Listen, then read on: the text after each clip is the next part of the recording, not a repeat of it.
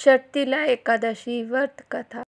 एक समय दालभ्य ऋषि ने पुलत्स्य ऋषि से पूछा कि हे महाराज, पृथ्वी लोक में मनुष्य ब्रह्म हत्या इत्यादि महान पाप करते हैं, पराये धन की चोरी तथा दूसरों की उन्नति देखकर ईर्ष्या करते हैं, साथ ही अनेक प्रकार के वैषयों में फंसे रहते हैं, फिर भी उनको नरक प्राप्त नहीं होता। इसका क्या कारण है? वे न जाने कौन सा दान पुण्य करते हैं जिससे उनके पाप नष्ट हो जाते हैं। यह सब कृपा पूर्वक आप कहिए। पुलत्स्य मुनि कहने लगे कि हे महाभाग, आपने मुझसे अत्यंत गंभीर प्रश्न पूछा। इससे संसार के जीवों का अत्यंत भला होगा। इस वेद को ब्रह्मा, विष्णु, रुद्र तथा इंद्र आदि भी नहीं जानते, परंतु मैं आपको यह गुप्त तत्व अवश्य बताऊंगा। उन्होंने कहा कि माघ मास लगते ही मनुष्य को स्नान आदि करके शुद्ध रहना चाहिए। इंद्रियों को वश में कर काम, क्रोध, लोभ, मोह, अहंकार, ईर्ष्या तथा द्वेष आदि का त्याग कर भगवान का स्मरण करना चाहिए।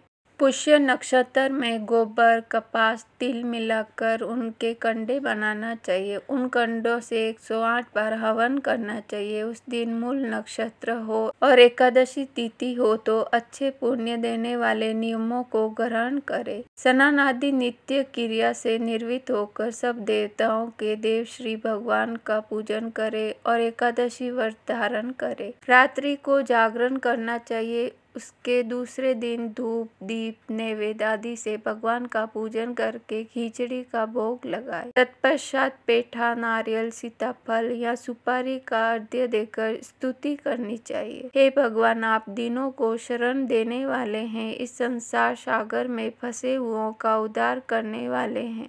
हे पुंडरीकाक्ष, हे विश्व भावन, हे सुब्राह्मण, हे पूर्वज, हे जगतपते, आप लक्ष्मी जी सहित इस तुष अर्घ्य को ग्रहण करें। इसके बाद जल से भरा कुंभ ब्राह्मण को दान करें तथा ब्राह्मण को श्यामा गो और तिल पात्र देना भी उत्तम है। तिल स्नान और भोजन दोनों ही श्रेष्ठ हैं। इस प्रकार जो मनुष्य जितने तिलों का दान करता है उतने ही हजारों वर्ष स्वर्ग में वास करता है। नंबर 1 तिल स्नान, नंबर 2 तिल का उपटन, नंबर 3 तिल का हवन, नंबर 4 तिल का तर्पण, नंबर 5 तिल का भोजन और 6 तिलों का दान। ये तिल के 6 प्रकार हैं। इनके प्रयोग के कारण ये षटतिला एकादशी कहलाती हैं। इस व्रत के करने से अनेक प्रकार के पाप नष्ट हो जाते हैं। इतना कहकर पुलत्स्य ऋषि कहने लगे कि अब मैं तुमसे इस एकादशी की कथा कहता हूँ। एक समय नारद जी ने भगवान विष्णु से यही प्रश्न किया था और भगवान ने जो षटतिला एकादशी का महात्म्य नारद जी से कहा सो मैं तुमसे कहता हूँ। भगवान ने नारद जी से कहा कि हे नारद,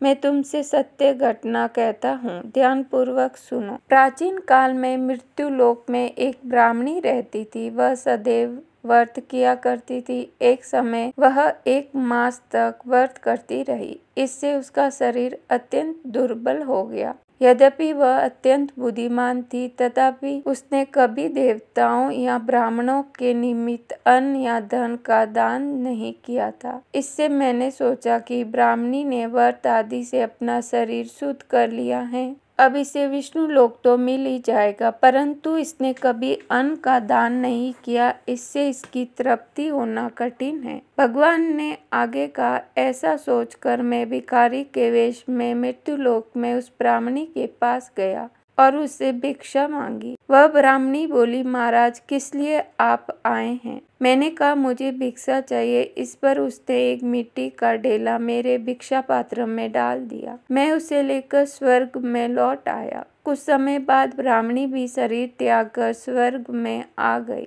उस ब्राह्मणी को मिट्टी का दान करने से स्वर्ग में सुंदर महल मिला, परंतु उसने अपने घर को अनादि सब सामग्रियों से शून्य पाया। घबराकर वह मेरे पास आई और कहने लगी कि भगवान, मैंने अनेक व्रत आदि से आपकी पूजा की, परंतु फिर भी मेरा घर अनादि सब वस्तुओं से शून्य है। इसका क्या कारण है? इस पर मैंने कहा, पहले तुम अपने घर जाओ, देव स्त्रियां आएगी तुम्हें देखने के लिए। पहले उनसे षटतिला एकादशी का पुण्य और विधि सुन लो, तब द्वार खोलना। मेरे ऐसे वचन सुनकर वह अपने घर गई। जब देव स्त्रियां आई तो द्वार खोलने को कहा तो ब्राह्मणी बोली, आप मुझे देखने आई हैं तो षटतिला एकादशी का महात्म्य मुझसे कहो। उनमें से एक देव स्त्री कहने लगी कि मैं कहती हूँ। जब ब्राह्मणी ने षटतिला एकादशी का महात्म्य सुना तब द्वार खोल दिया।